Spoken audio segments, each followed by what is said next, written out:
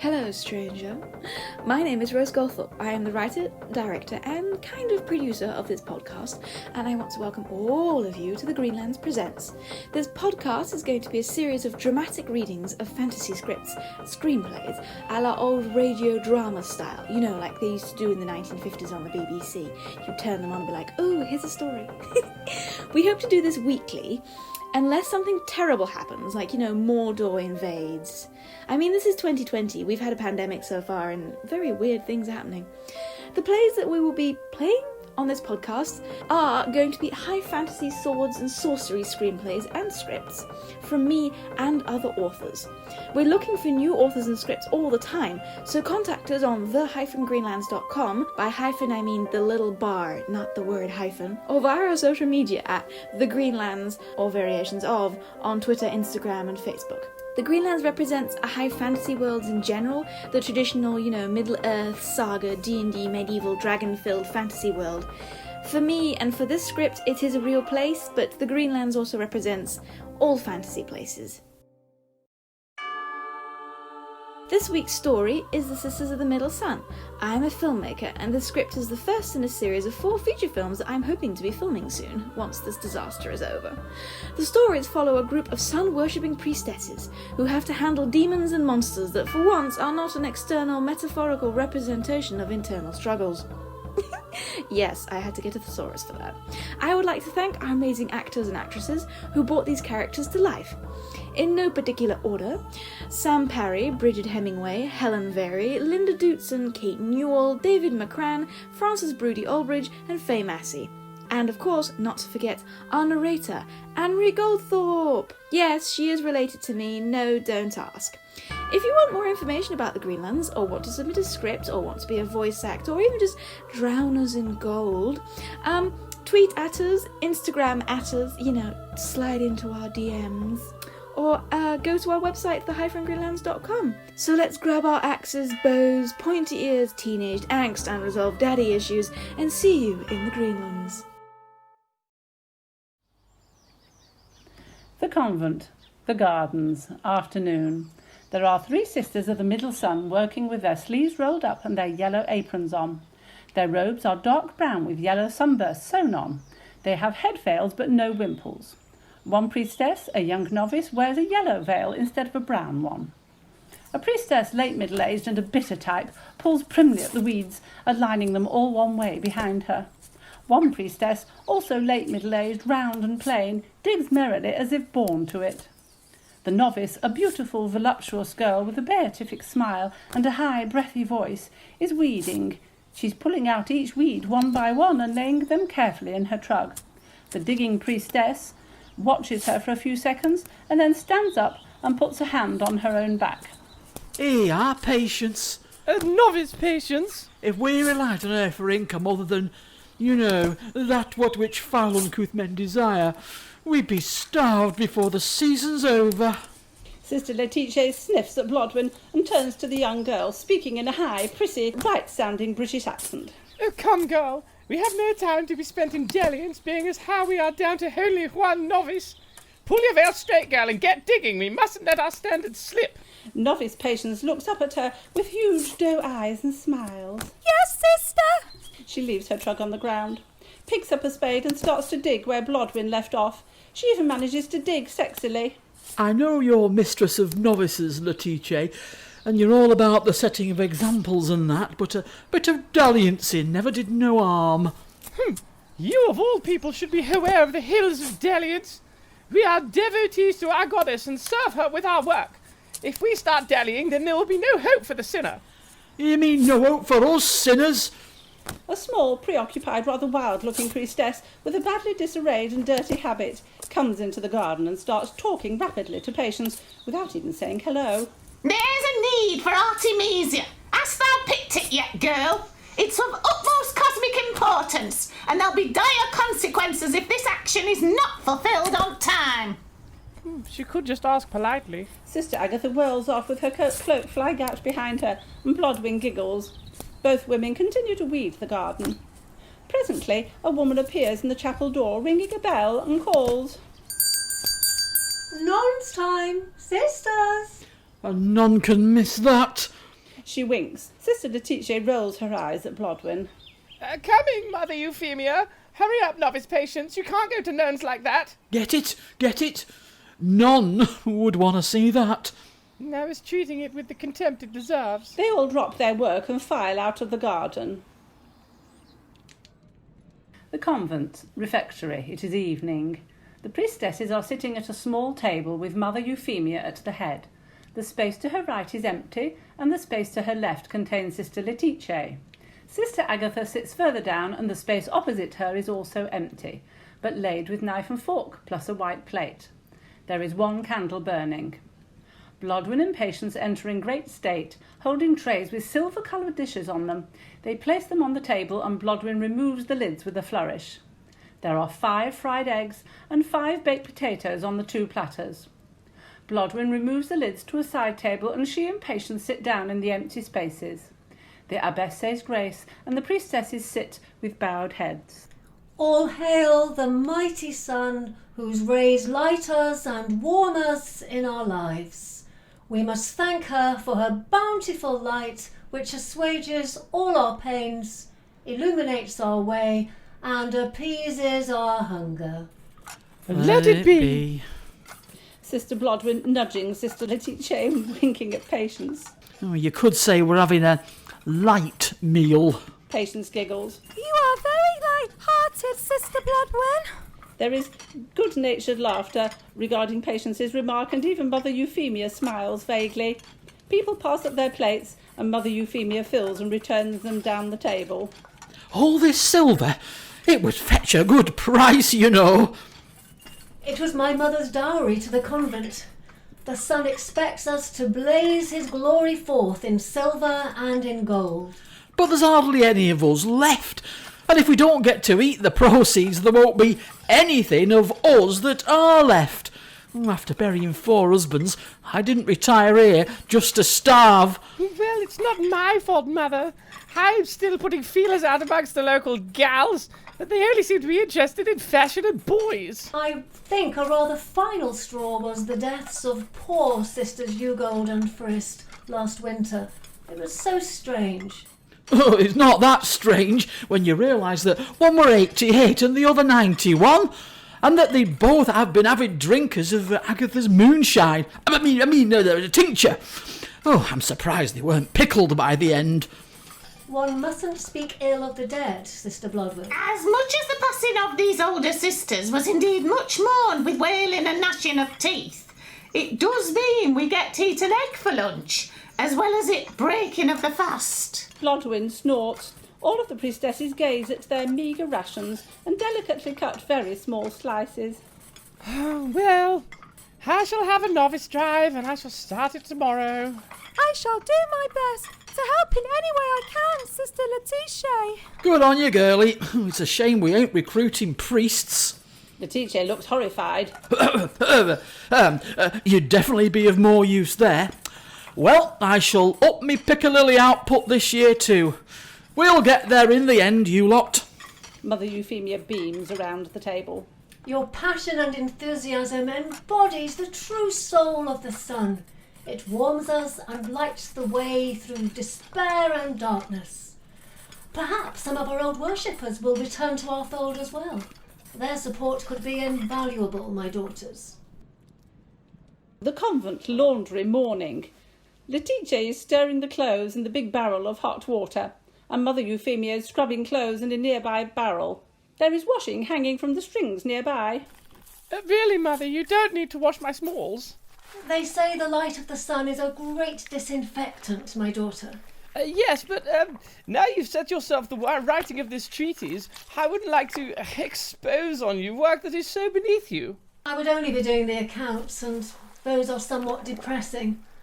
Besides, these things have to be finished before primes. Oh, you should leave the accounts to Blodwyn. She's the refectioner. I must extend my calming hand over all of our endeavours, Letitia.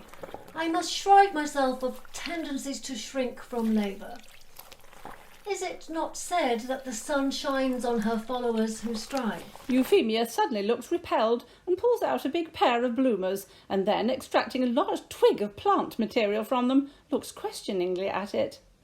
Sister Agatha comes into the laundry and spots the large twig of plant held in Euphemia's hand. Ah! Thou hast discovered the whereabouts of my simples, Forb. Agatha leans over and grabs the large, ugly, dripping plant stem from Euphemia. Ah, foolish besom! Thou hast deformed it. The elixir just isn't the same if the stem of the old man's kneecaps has been shoved through its soapy ringer. But whatever was the plant doing in your smalls, Sister Agatha? Well, everything has its place in the grand scheme of things, as well as you should know, Mother Euphemia. Both women watch Agatha depart, bemused. I often ask myself if that woman is a genius beyond her time, or is she somehow making a fool of us? Well, elixir is a funny thing to call cough syrup. The Priory, church, morning. The priestesses are in the choir stalls singing the finishing Amen. They are clad in black with cowls, headdresses and Luna Sigismondo sprinkled around their habits. The peasant congregation are standing with their caps in hand, shuffling their feet and looking tired and bored. The prioress, a large, fat, red-faced woman, raises her hands and intones, "May the moon shine on your heads and in your hearts, and illuminate your way to salvation, my children." The congregation turn and flee within decent haste, while separately calling back, "So be it." The prioress discreetly coughs and flaps her hand in front of her nose. She turns and urgently mutters to the young priestess handling the censer next to her, "More incense, go."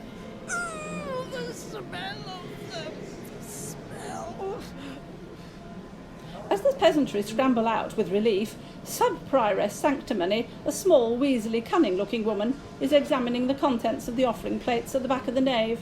She looks disgusted with the paltry nature of the offerings, which comprise small coins and the odd barter, dead chicken, cauliflower, etc. Sister Bluster, a large, heavily built, unsmiling woman with a cauliflower ear and several facial scars, is herding the congregation out of the nave, also rather unceremoniously. She ejects one very old man who is walking on 2 sticks by knocking out his sticks from under him, so that he falls outwards, and slams the door behind him, leaning on the back of them.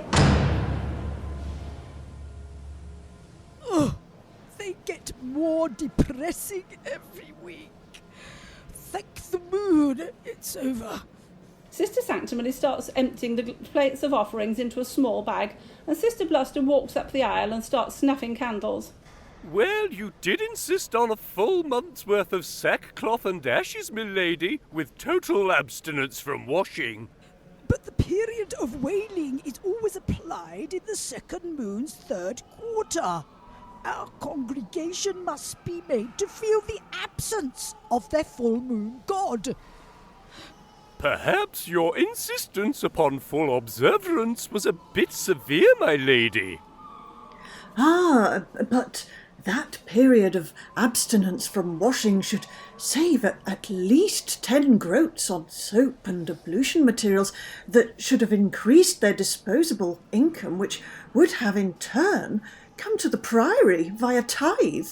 The only severity was the effect on my nostrils. You, go. Check my capon and wine are ready. She starts to disrobe and strides out into the vestry, followed by 3 choir girls. Priory, Abbess's study, evening. The prioress is sitting in her armchair near a good fire, and a young, nervous, bespectacled priestess is standing with a hot poker in her hands. This priestess plunges the poker into 2 tankards of wine, standing down on the hearth. There is a hissing. The prioress speaks imperiously, arrogantly and pompously. I hope you spiced that wine well, Sister Mavis. Certainly, Prioress Papule. Yes, well, when you've done that, you can get back on with the research of those things that you're always reading. They are the secret tomes of the dark arts of the moon, Prioress Papule. It is a lost art that our sisters once used to have mastery. Oh, yes, whatever. There is a knock at the door.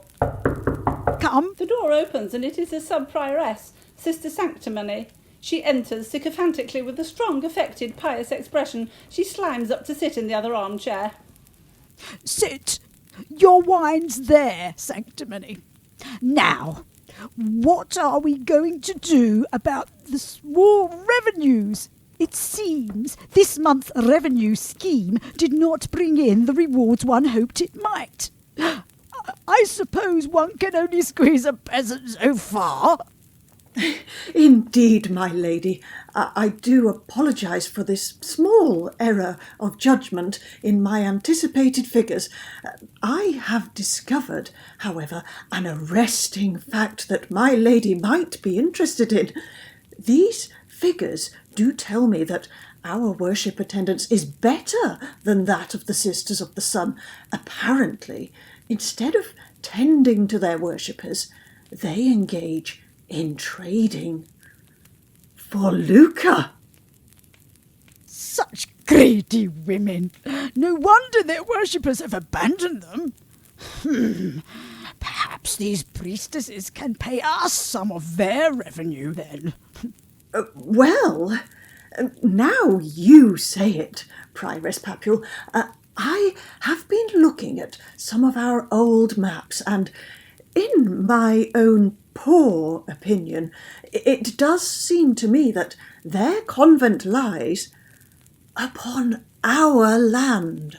Indeed. How interesting. Did they expect us not to notice? She bangs her wine glass down and the wine slops out. Good heavens! They have been using us most cruelly. We must ask for recompense for our pastime suffering. She slowly narrows her eyes and smiles. Financial recompense. Perhaps, if we sent Sister Bluster along, I mean with her persuasive skills. Oh, that will not work. You see, Sister Bluster may have been the butcher of Burgoyne, and destroyer of cities, but she would never hurt another woman. It was part of her code, a code of solidarity of sisters. Indeed, but I doubt the Sisters of the Sun know that. I am, of course, not asking Sister Bluster to go against our vows of pacifism and hurt the priestesses of the sun. I would never suggest such a transgression, my lady. But... The prioress smiles smugly and rings a bell. Sister Mavis emerges from the gloom. Mavis bows. Milady? Fetch me Sister Bluster. The convent, Abbess's study, morning. The Abbess's study has plain, uneven walls, but a small bookshelf of old, leather-bound books. It has a ticking clock and is very bare with no curtains. Euphemia is sitting behind her large old desk and looking blankly at a large parchment on her desk and tapping her quill in counter time to the clock ticking. We hear running feet approaching the room. Then there's a sort of scuffle and crash and then silence. Then there's a knock at the door, and Letitia and Blodwyn enter, without permission, looking a bit winded. They come up to the desk and try to read the parchment upside down. What you got there, Mother? It looks very serious. All signed and illuminated, with curlicues and what not. Letitia peers at the subscription, and Blodwyn sticks her short-sighted nose down onto it. Oh no! It's those wretched Sisters of the Moon! It's their seal at the bottom! This is a matter of grave importance, sisters. Please take a seat. As the two most senior members of our staff, I need your advice. Blodwyn and Letitia both carefully sit. I have received this letter from the Sisters of the Moon a week and a half ago, and I haven't told you as I didn't want to worry you. I have now decided that we must work together, however, on this problem. Basically, it's that the Moon Sisterhood have discovered on their records that when our sanctuary was built, it was built on their land. Oh dear. Indeed. They say they would like financial recompense for our mistreatment of them. That is back rent, since we are now a profitable organisation with our own market produce, they say. Letitia puts her hand on her chest and looks horrified. Sun's mercy! How far back are they demanding it from? They can't ruddy well do this. We'll appeal to the primate. It were given as a gift by one of their own prioresses all those years ago. It were understanding, because we were both for the same cause of worshipping gods at sixth sky. They can't just change their mind just like that. Euphemia stands up and ushers them out gently. As Sister Bluster is arriving with the proofs tomorrow and collecting the first payment, Blodwyn, can you see to her meals, please? And Letitia, can you sort out a room for her, please? Just because the sun is hidden by clouds, it does not mean that she is not there, my daughters. Let us rise to the test. She gives a martyred half-smile and makes the sign of the sun. Her forefinger traces her face around, and then the two hands come up flat-palmed at 90 degrees and are then pushed out 4 inches. Blodwyn and Letitia respond with the sign and go out, Blodwyn rolling up her sleeves and muttering. Thank you for listening to this episode of Sisters in the Middle Sun from the Greenlands Presents. I hope you enjoyed it. If you drop us a like, a subscribe, or review on iTunes, or, whatever you're listening to us on, I don't know what you use, or recommend us to a friend who needs a laugh, please do. We're just starting out and every little thing helps. If you want to get involved in the creative side of things as a scriptwriter, actor, etc., please contact us. I'd love to hear from you. And if you want to donate huge amounts of gold, just slide into my DMs and I'll be open to hear from you. I'd like to thank our editor Jaan Kurtulan and our musician David Berlin for making the ambience and, editing this whole disaster. We will have another episode out next week, so see you then. Thank you. Look after yourself. I love you. Yes, you. Only you. Ignore the other ones, baby. They didn't mean anything to me. You're the only one. Oh, wait, sorry, I was reading my text messages. Bye.